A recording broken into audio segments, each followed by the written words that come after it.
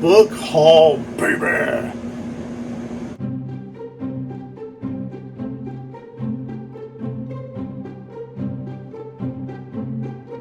Hello everybody, thank you for joining me. I do truly appreciate it. Let me make an adjustment here real quick. Let's just do this. So unprofessional, but I'm not a professional, so what do you expect?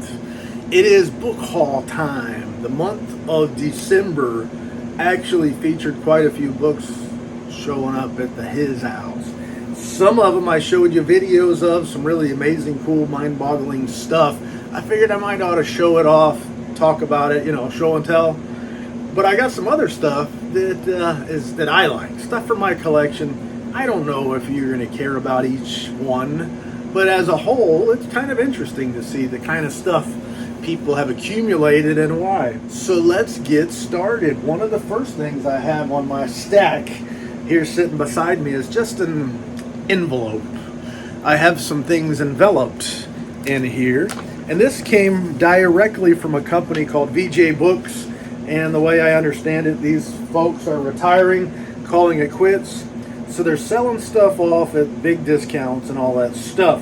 Well, I collect a bunch of authors. I got a lot of authors that I love. Some I call my favorite. I've got a bunch of favorites also. But I've got books by these authors that are dear to me, and some of them aren't signed.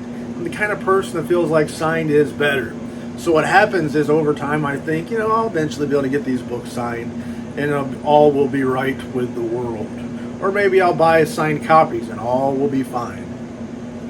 But I found that some of these books on my shelf have been on my shelf for dozens of years, and I've never gotten them signed.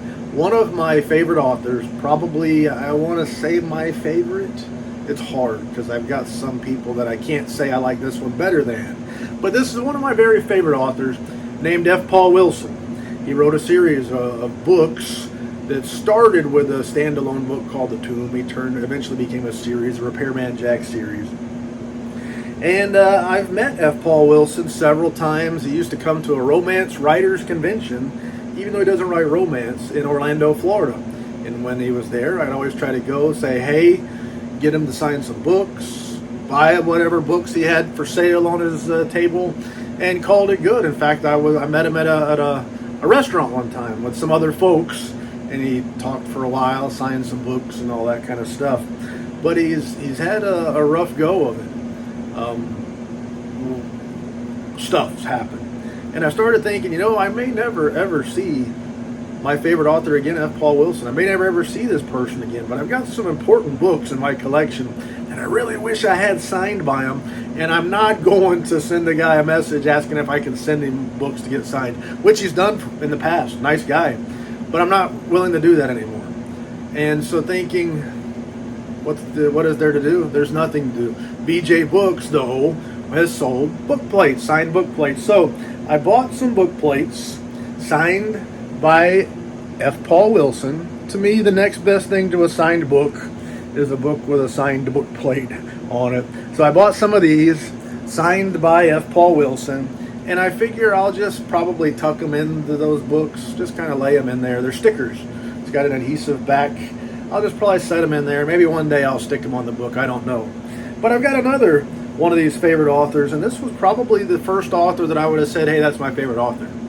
I've got others since then that I've grown to enjoy more, but it was still one of my favorite authors. And that's David Morrell, famous for the book First Blood. His first book, First Blood. Great book, but he's written a lot of great books since then. And he's still writing great books, so check him out. David Morrell, I can't vouch for somebody enough. He's one of the ones I vouch for. But hopefully, as far as I know, nothing's wrong with David Morrell. But it's been a long, long time, and I've never been anywhere where David Morrell is going to be. He lives out in New Mexico somewhere, and I'm not going out there probably ever. And I don't see him being at all these book signings and things anymore. Whatever. So I figured I may never meet David Morrell, and I've got some books that I want to get signed. So again, next best thing, I picked up some of these book plates signed by David Morrell from VJ Books. Same sort of a thing. They got the book plates really cheap right now. I think they're $4 a piece. Why not buy a bunch of them? Anyway, that's what I did. That's one of the things I've added The next thing, another little weird thing, I'm going to show you real quickly because I didn't expect anything like this, and it was neater than I thought it was going to be when I got the envelope in the mail. So I get this envelope from Zaga. I bought 2 books from them. One is right here by one of my favorite authors, Walking God's Green Earth, Philip Fracassi. Right here it is. Don't Let Them Get You Down, a signed numbered edition. But I've also pre-ordered another one from them called The Egotist. And it hasn't come in yet. I pre-ordered it. It's not in yet. But they sent me a card, Christmas time. I thought, hey, a Christmas card from a publisher. That's pretty cool. It'll be neat. So I took it and I was kind of careless opening the stupid envelope. The Ghoul envelope. It's not stupid. It's a nice envelope. I did a little ripping on it. And then I wished that I'd have been more careful opening up this envelope, because what's inside is some neat stuff. It wasn't just a card that somebody might send you that says, hey, yo, happy holidays, dude, or something like that. But here we got like stamps. They're not real postage stamps, but it's cut out like stamps with artwork on them. And it looks so neat. When I was opening this up, my wife looked at it and said, who sent you that? I told her who, and she said, wow, that's cool. So I think they're still lick and stick. You can stick them on anything you want. Stick them on your toes for all I care. But not these. These are mine. But it's a neat little thing. And then included, man, what's more cool than Dracula himself, Nosferatu. Check out that artwork there. And then on the back, well, that's so sweet. That's so kind. Handwritten. Dear Tim, hope you have been enjoying a great holiday season. All my best for a splendid new year. Jonas. But man, that's swell. That's kind. I don't know if all of their customers get something like this, but holy cow, what a neat thing to have. And now I just wish I'd have been a little more careful opening that envelope. Well, that was cool. Thanks, Jonas. I appreciate it. Next up on my book haul, this one came directly from Amazon. Ever hear of it? But I talked about F. Paul Wilson before, and one of F. Paul Wilson's last books, he wrote, this is book 2 in a duology. The first one was called Double Threat. I read it and I loved it. I think I did a review on it, and I've got a limited edition and a trade hardcover signed by F. Paul Wilson. The limited edition is from Gauntlet Press, and I pre-ordered the limited edition of Double Dose. And as far as I know, there's no trade hardcover available for this from Gordian Knot. So I just ordered the trade softcover from Amazon, and I'm going to read this copy and then stick it on the shelf next to the trade hardcover. But this is a sort of reimagining, modernizing, or whatever, changing of the guard, if you will, of the book Healer that he wrote, a sci-fi book set in the distant future, in other planets and all that stuff. And what he did was he kind of brought that story to Earth, modern times, and I really loved it. He changed the main character from male to female, and I loved Double Threat. And I had heard a couple people when I read it say that they didn't like the book Double Threat, and I read it and said, wow, that's awesome. How could somebody not like that? And then I kind of figured it out. They said they didn't like the way it ended. When I looked at both of those copies of Double Threat, they didn't say anything about this is part 1 of 2 books.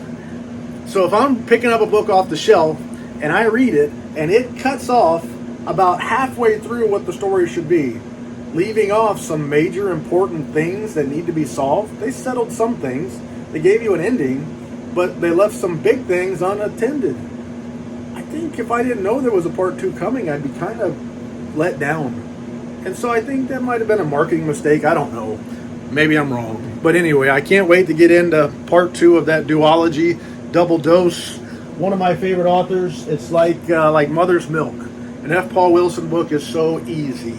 He's a very efficient writer and a very good storyteller all in one. I dig both aspects. Now this one here, a strange story for me. In my stocking for Christmas, this book was in there. My wife had given it to me, and I looked at it and said, wow, that looks cool. I'd never heard of that. We'd gone on a trip a month or so earlier, 2 months earlier, to St. Augustine. We left Friday night, came home Sunday, a little short trip, husband and wife stuff.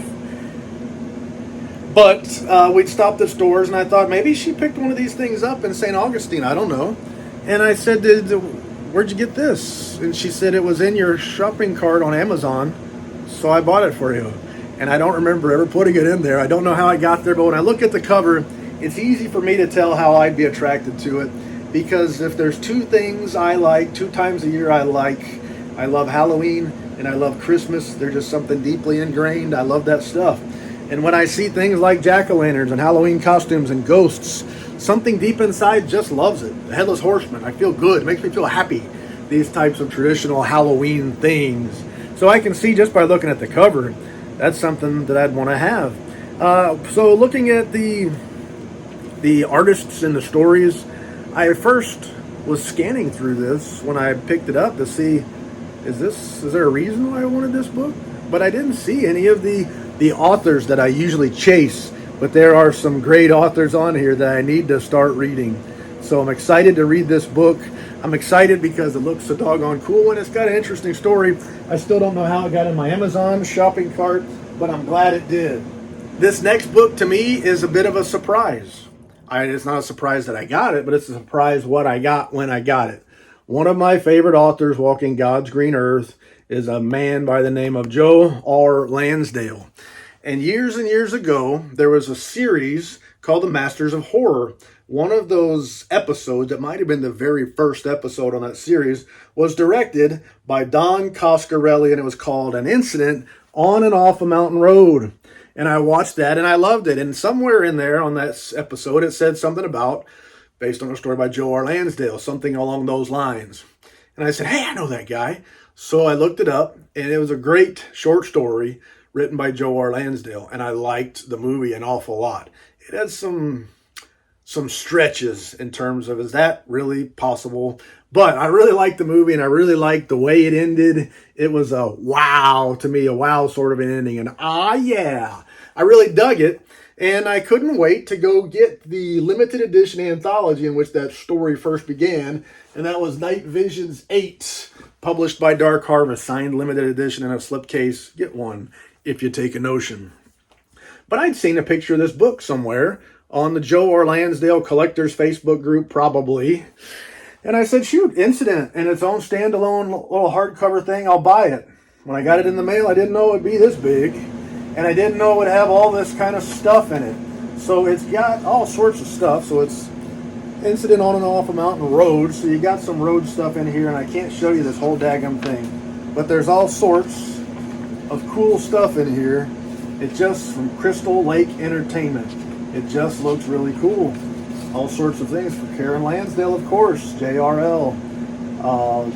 First edition, first print. You see the number line here. Goes all the way down to 1. But I'm just kind of flipping through, showing you what this is all about. We got it right here from Don Coscarelli, right here from Mick Garris.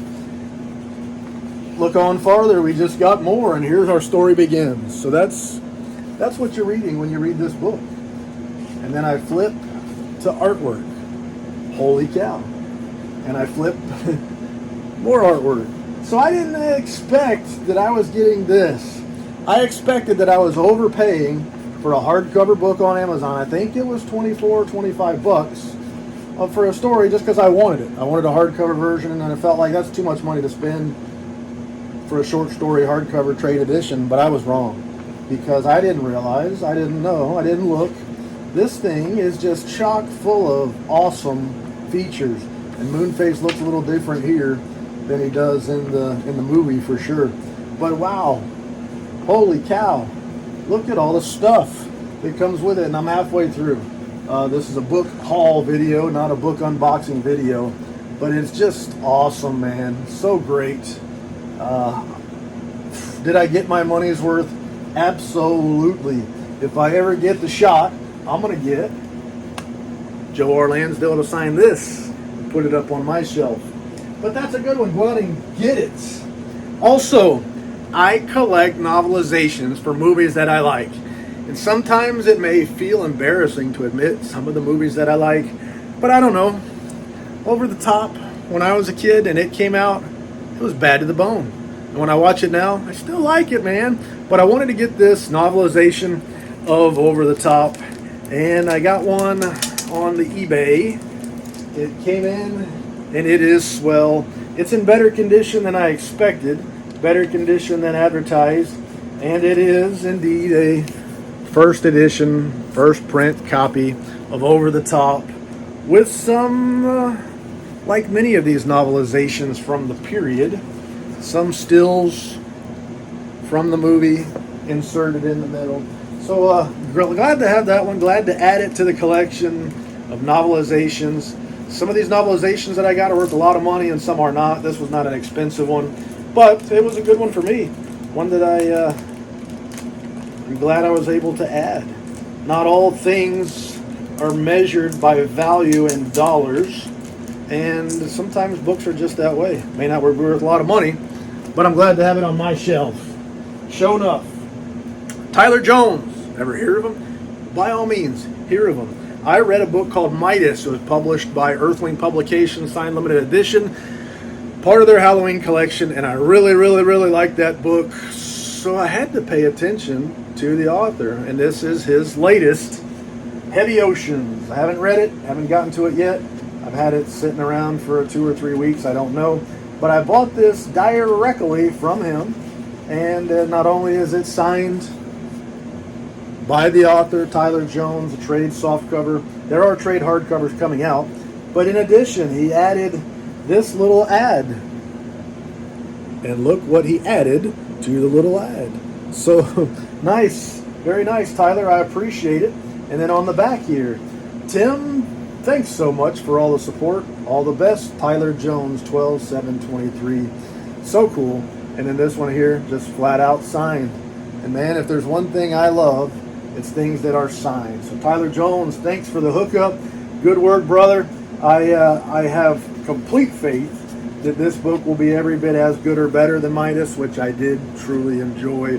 A surprise book for me. I bought it only because it was being published by a publisher that publishes books that I like.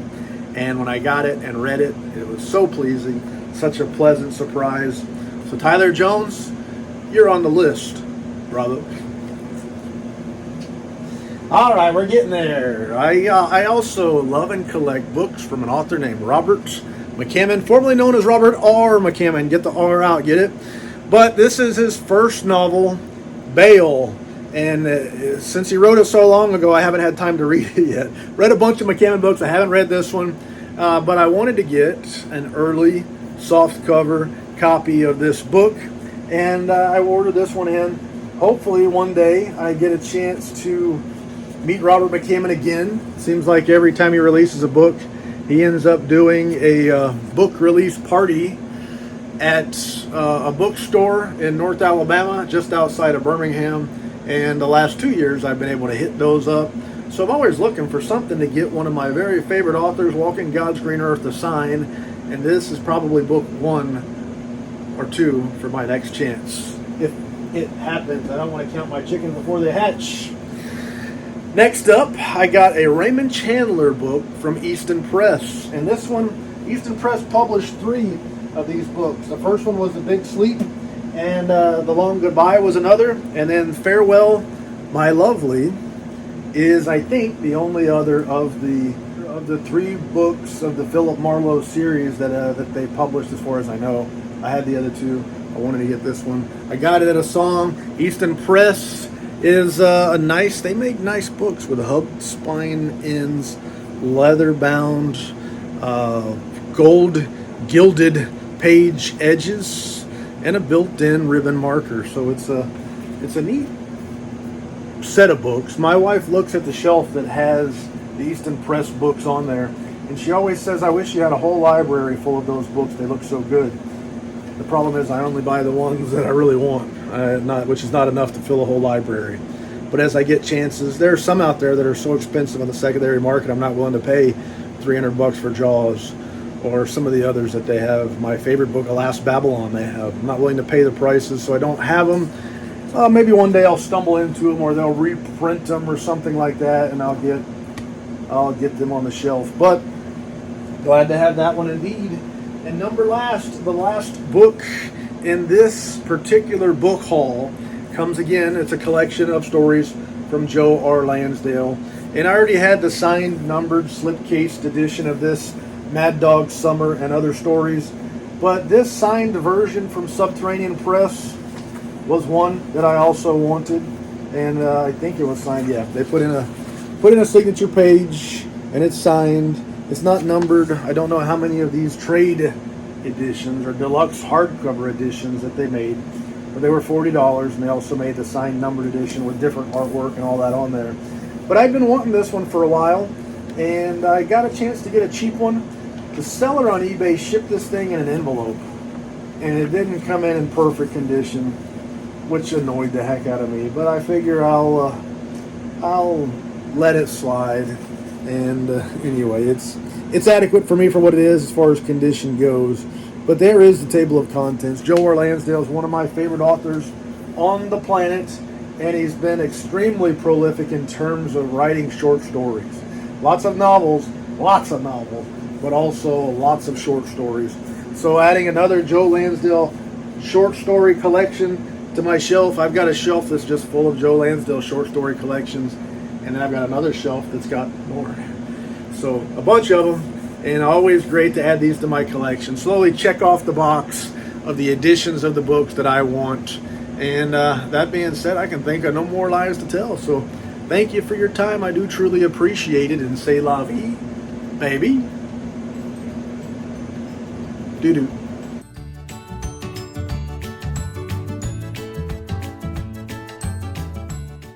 Which one do I use? Which one do I use? Which one do I use? Which one do I use? I don't know. I can't choose.